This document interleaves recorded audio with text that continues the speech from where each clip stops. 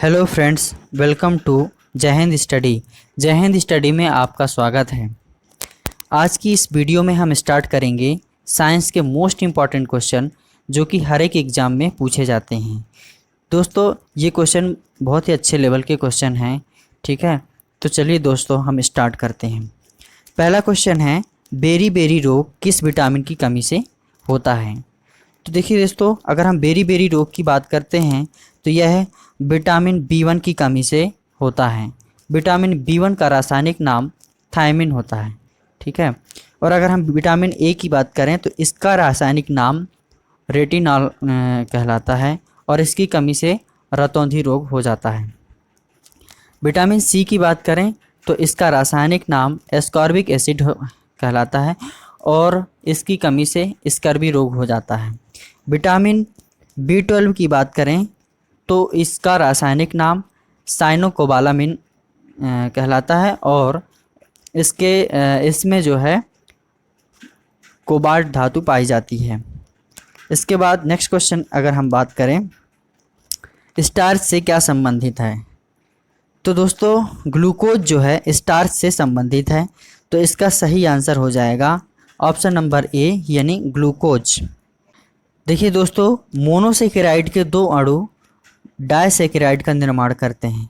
जैसे कि अगर हम ग्लूकोज के साथ ग्लूकोज को मिला दें तो माल्टोज प्राप्त होता है, ग्लूकोज के साथ फ्रक्टोज को मिला दें सुक्रोज प्राप्त होता है और ग्लूकोज के साथ ग्लैक्टोज को मिला दें तो लैक्टोज प्राप्त होता है। ठीक है, तो ये जो सिंगल हैं ये क्या है? मोनोसेकेराइड कहलाते हैं और अगर इनको मिला करके जो चीज़ हमको मिलती है ये कहलाती है डायसेकेराइड। ठीक है, नेक्स्ट क्वेश्चन है, दांत का शिखर बना होता है। तो दांत का शिखर जो है यह डेंटाइन का बना होता है। ठीक है, तो इसका सही आंसर हो जाएगा ऑप्शन नंबर सी यानी डेंटाइन।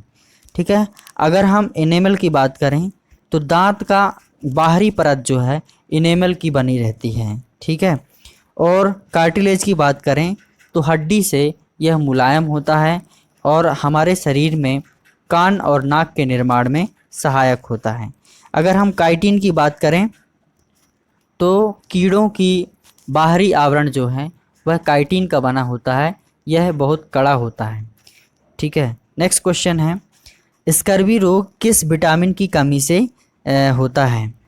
तो स्कर्वी रोग जो है विटामिन सी की कमी से होता है। ठीक है, विटामिन सी को स्कॉर्बिक एसिड कहा जाता है। ठीक है, और विटामिन के की बात करें तो इसको फिलोक्विनान कहा जाता है और विटामिन के की कमी से रक्त का थक्का नहीं जम पाता है। ठीक है, विटामिन ई की बात करें तो इसको टोकोफेरॉल है। विटामिन ई का रासायनिक नाम टोकोफेरॉल है और इसकी कमी से मानव में बांझपन हो जाता है यानी नपुंसकता हो जाती है। और विटामिन डी की बात करें तो विटामिन डी को हम हार्मोन भी कहते हैं और इसका रासायनिक नाम कैल्सीफेरॉल है। इसकी कमी से रिकेट्स रोग हो जाता है। अगला क्वेश्चन की अगर हम बात करें, पेप्सिन होता है। तो पेप्सिन जो है एक प्रकार का एंजाइम है जो कि आमाशय से स्रावित होता है। ठीक है, अगर हम हार्मोन की बात करें तो हार्मोन जो है हमारे शरीर में विभिन्न प्रकार की ग्रंथियों से स्रावित होते हैं और ये शरीर की ग्रोथ के लिए सहायक होते हैं।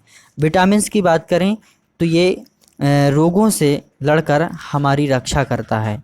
ठीक है, नेक्स्ट क्वेश्चन की बात करें, ग्लूकोज का ग्लाइकोजन में परिवर्तन यकृत में होता है किंतु इसका संग्रह होता है। तो इसका जो संग्रह है यह यकृत तथा मांसपेशियों में होता है।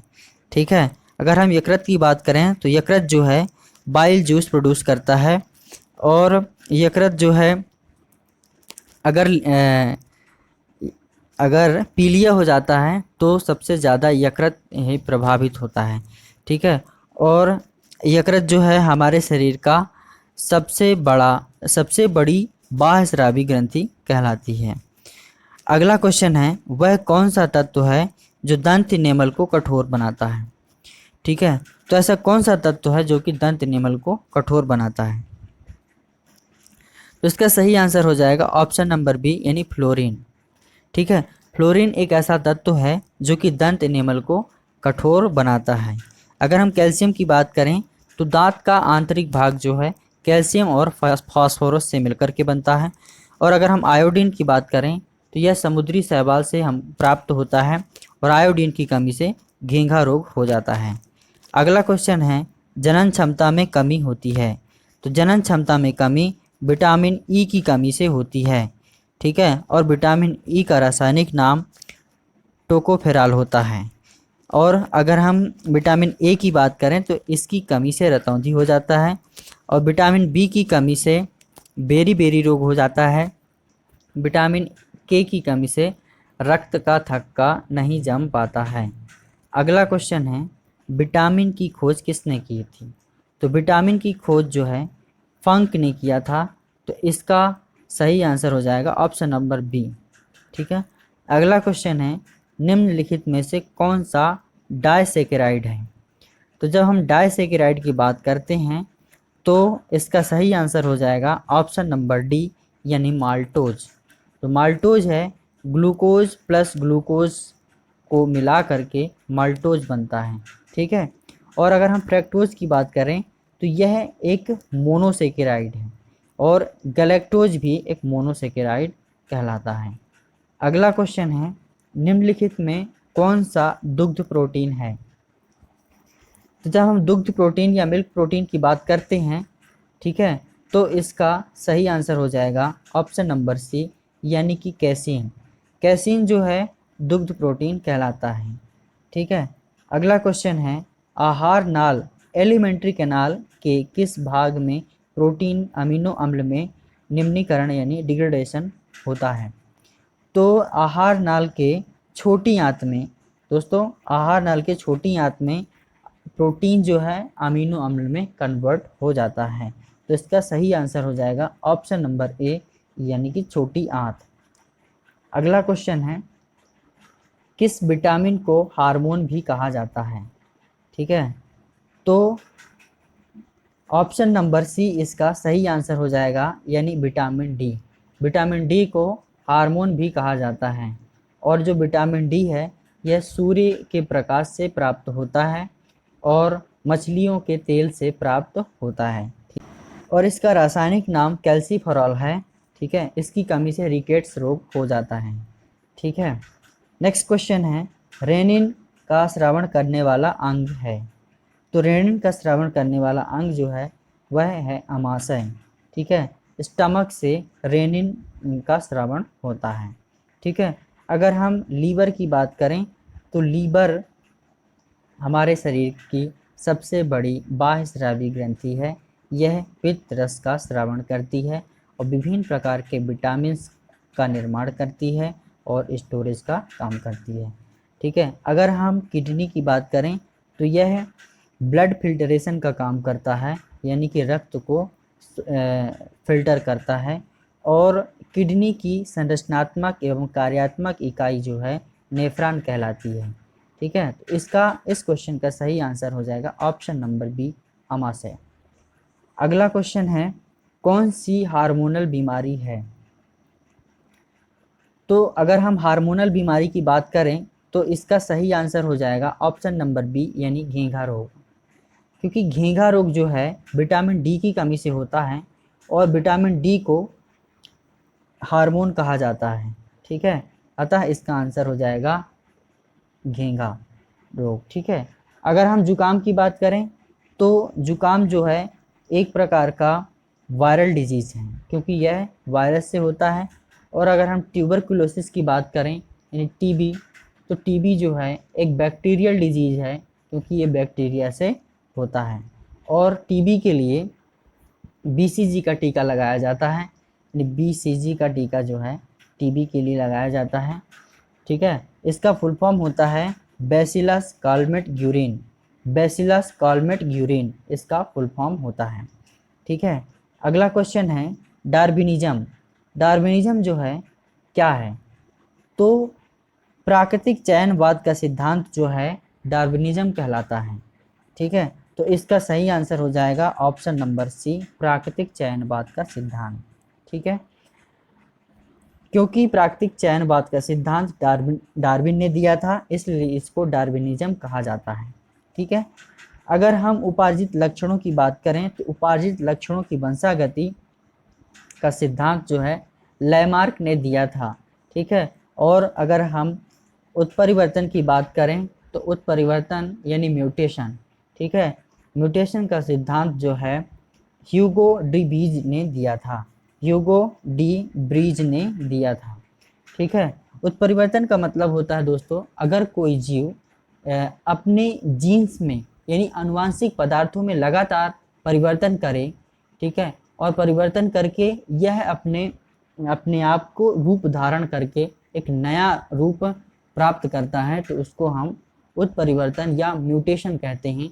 जैसे अभी कोरोना जो है अपने आप को लगातार बदल रहा है, तो उसके जो नए नए म्यूटेंट आ रहे हैं, ठीक है, तो इन्हीं को हम बोलते हैं उत्परिवर्तन या म्यूटेशन।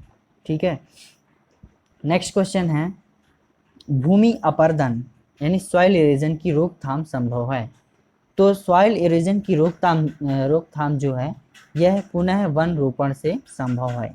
ठीक है, अगर हम ज़्यादा से ज़्यादा पुनः वनों का रोपण करते हैं, वृक्षों को लगाते हैं, तो इससे क्या होगा, भूमि अपरदन जो है रुक जाएगा। ठीक है, अगला क्वेश्चन है, डार्विन का सिद्धांत था, तो डार्विन का सिद्धांत जो है क्या था? तो इसका ऑप्शन नंबर बी सही आंसर हो जाएगा, यानी कि प्राकृतिक चयनवाद का सिद्धांत, नेचुरल सिलेक्शन जो है डार्विन का सिद्धांत कहलाता है। और अगर हम म्यूटेशनवाद की बात करें तो ये जो है ह्यूगो डी ब्रीज ने इसको दिया था। ठीक है, तो इसका सही आंसर हो जाएगा ऑप्शन नंबर बी, यानी प्राकृतिक चयनवाद का सिद्धांत। नेक्स्ट क्वेश्चन है, जीवों तथा वातावरण के पारस्परिक संबंधों का अध्ययन कहलाता है? तो जीवों तथा वातावरण के प्राकृतिक संबंधों का अध्ययन जो है यह इकोलॉजी कहलाता है। तो इसका सही आंसर हो जाएगा ऑप्शन नंबर बी, इकोलॉजी। अगला क्वेश्चन है, निम्नलिखित में से किस युग में कोई जीवन नहीं था? तो अगर हम जीवन काल की बात करें तो ऑप्शन नंबर बी, यानी कि एजोइक काल में कोई जीवन नहीं था। और अगर हम जीवन और वनस्पति की बात करें तो यह पैलियोजोइक काल में इसकी उत्पत्ति हुई है, जीवन की उत्पत्ति पैलियोजोइक काल में हुई है। तो इसका सही आंसर हो जाएगा ऑप्शन नंबर बी। ठीक है, अगला क्वेश्चन है, उत्परिवर्तन यानी म्यूटेशन थ्योरी प्रस्तुत किया था? उत्परिवर्तनवाद किसने प्रस्तुत किया था? तो इसका सही आंसर हो जाएगा डी ब्रीज। ठीक है, डी ब्रीज जो है इसका सही आंसर हो जाएगा। ठीक है, अगर हम डार्विन की बात करें तो प्राकृतिक चयनवाद का सिद्धांत डार्विन ने दिया था। और अगर हम मेंडल की बात करें तो मेंडल जो है इसको आनुवांशिकी का जनक कहा जाता है। और अगर हम लैमार्क की बात करें तो उपार्जित लक्षणों की वंशागति का सिद्धांत लैमार्क ने दिया था। ठीक है, अगला क्वेश्चन है, म्यूटेशन का कारण क्या है? म्यूटेशन या उत्परिवर्तन का कारण क्या है? तो म्यूटेशन के कारण की बात करें तो क्रोमोसोम में परिवर्तन, जीन में परिवर्तन, डीएनए में परिवर्तन, है ना। तो उपरोक्त सभी जो है इसका सही आंसर हो जाएगा, क्योंकि कोई भी जीव जब अपने आनुवांशिक पदार्थों में चेंजेस करके और एक नया रूप धारण कर लेता है उसे हम म्यूटेशन कहते हैं। ठीक है, तो इसके अंतर्गत जो क्रोमोसोम है और जीन है और डीएनए है ना, ये तीनों ही इसका सही आंसर हो जाएगा। इसके बाद अगला क्वेश्चन है पेलियोंटोलॉजी का अध्ययन है। पेलियोंटोलॉजी जो है किसका अध्ययन है? तो जो पेलियोंटोलॉजी है यह जीवाश्मों का अध्ययन कहलाता है। ठीक है, और अगर हम बर्ड्स यानी पक्षियों का अध्ययन की बात करें तो ऑर्निथोलॉजी के अंतर्गत पक्षियों का अध्ययन किया जाता है। और ऑस्टियोलॉजी के अंतर्गत अस्थियों का अध्ययन किया जाता है। अगला क्वेश्चन है, डायनासोर का सुनहरा काल किस महाकल्प को कहा जाता है? तो डायनासोर का जो सुनहरा काल है यह मीसोजोइक काल को कहा जाता है। ठीक है, अगला क्वेश्चन है, आधुनिक मानव के पूर्वज थे। ठीक है, तो आधुनिक मानव के जो पूर्वज थे, ऑप्शन नंबर सी इसका सही आंसर हो जाएगा, क्रोमेग्नॉन मानव। तो क्रोमेग्नॉन मानव जो थे वो आधुनिक मानव के अभिनव पूर्वज थे। ठीक है, अगला क्वेश्चन है, मानव की उत्पत्ति जो है, मानव की उत्पत्ति किस युग में हुई है? तो मानव की उत्पत्ति जो है यह प्लायोसीन प्लायोसीन युग में हुई है। ठीक है, अगला क्वेश्चन है, चट्टानों पर रंगीन चित्रकारी सर्वप्रथम किसने की थी? तो चट्टानों पर रंगीन चित्रकारी क्रोमेग्नॉन मानव ने किया था। तो इसका हो जाएगा ऑप्शन नंबर सी, ए सही आंसर हो जाएगा। ठीक है, इसका ऑप्शन नंबर ए सही आंसर हो जाएगा। अगला क्वेश्चन है, आयोडीन नमक की मानव शरीर में क्या भूमिका है? आयोडीन युक्त नमक जो है इसका मानव शरीर में क्या प्रभाव पड़ता है? ठीक है, क्या भूमिका है ये बताना है। तो इसका ऑप्शन नंबर ए सही आंसर हो जाएगा, यानी थायराइड ग्रंथि के कार्य का नियमन करना आयोडीन युक्त नमक की भूमिका कहलाती है। ठीक है, तो इसका सही आंसर हो जाएगा ऑप्शन नंबर ए। ठीक है, आयोडीन की कमी से घोंघा रोग हो जाता है। ठीक है, इसके बाद अगला क्वेश्चन है, मानव विकास कहाँ हुआ? ठीक है, मानव का जो विकास है वह कहाँ हुआ था? तो मध्य एशिया में मानव का विकास हुआ था। ठीक है, अगला क्वेश्चन है, निम्नलिखित में से कौन आधुनिक मानव का सबसे निकटतम पड़ोसी है? सॉरी, निम्नलिखित में से कौन आधुनिक मानव का सबसे निकटतम संबंधी है? तो इसका सही आंसर हो जाएगा ऑप्शन नंबर बी, यानी गोरिल्ला। जो गोरिल्ला है आधुनिक मानव का सबसे निकटतम संबंधी कहलाता है। ठीक है, अगला क्वेश्चन है, किस अवस्था में एरिथ्रोब्लास्टोसिस फिटेलिस रोग गर्भपात कर सकता है? ठीक है, तो एरिथ्रोब्लास्टोसिस फिटेलिस रोग जो है, इस स्थिति में अगर पति का ब्लड ग्रुप RH पॉजिटिव है और अगर पत्नी का ब्लड ग्रुप RH निगेटिव है, ठीक है, तो इस स्थिति में जो इन दोनों से होने वाला बच्चा है, ठीक है, तो वह गर्भ के अंदर ही उसकी मृत्यु हो जाती है और वह जीवित नहीं रह पाता है। ठीक है, अगर उसका किसी तरह से जन्म भी हो गया तो भी वो इसके बाद मृत्यु हो जाती है। ठीक है, तो इसका हो जाएगा ऑप्शन नंबर सी सही आंसर हो जाएगा। ठीक है, अगला क्वेश्चन है, हीमोग्लोबिन में कौन सी धातु होती है? तो हीमोग्लोबिन में आयरन धातु प्रेजेंट होती है। ठीक है, नेक्स्ट क्वेश्चन है, विलियम हार्वे किसकी खोज के लिए प्रसिद्ध है? तो विलियम हार्वे जो है वह रक्त परिसंचरण की खोज के लिए प्रसिद्ध हैं। ठीक है, इसके बाद अगला क्वेश्चन है, कौन सा अंग रोगाणुओं का विनाश करता है तथा शरीर का पुलिस रक्षक कहलाता है? ठीक है, तो ऐसा करने वाला जो अंग है वह क्या है? यकृत है। यकृत जो है रोगाणुओं का विनाश करता है और शरीर का पुलिस रक्षक कहलाता है। ठीक है, अगला क्वेश्चन है, हीमोफीलिया रोग है। तो हीमोफीलिया जो है एक अनुवांशिक रोग है, अनुवांशिक तथा लिंग संलग्न रोग है। ठीक है, इसके हो जाने पर रक्त का थक्का नहीं बन पाता है। अगर किसी कहीं पे चोट लग जाती है तो जो रक्त निकलता है तो वो लगातार रक्त निकलता रहता है और रक्त का थक्का नहीं जम पाता है। इस रोग को हीमोफीलिया कहते हैं। ठीक है, और इसे रॉयल डिजीज भी कहा जाता है। ठीक है, अगला क्वेश्चन है, पिता ए रुधिर वर्ग और माता बी वर्ग की हो तो इनकी संतानों में कौन सा रुधिर वर्ग संभव है?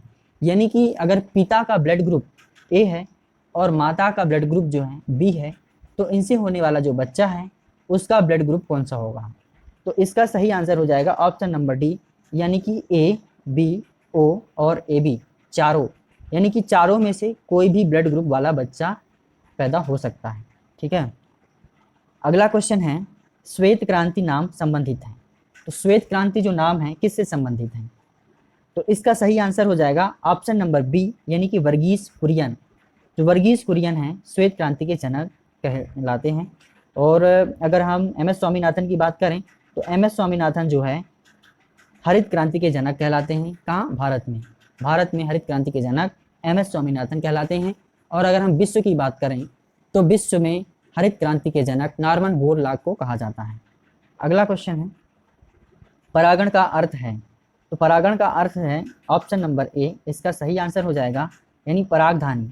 परागधानी से पराग कण का वर्तिकाग्र पर जाना क्या कहलाता है? परागण कहलाता है। ठीक है, अगला क्वेश्चन है, अनिषेक फल वह है जिसमें होते हैं।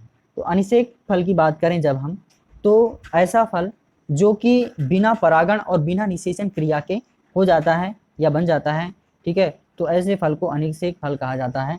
ऐसे फल को असत्य फल भी कहा जाता है, ठीक है। अगला क्वेश्चन है, बीज किससे बनता है?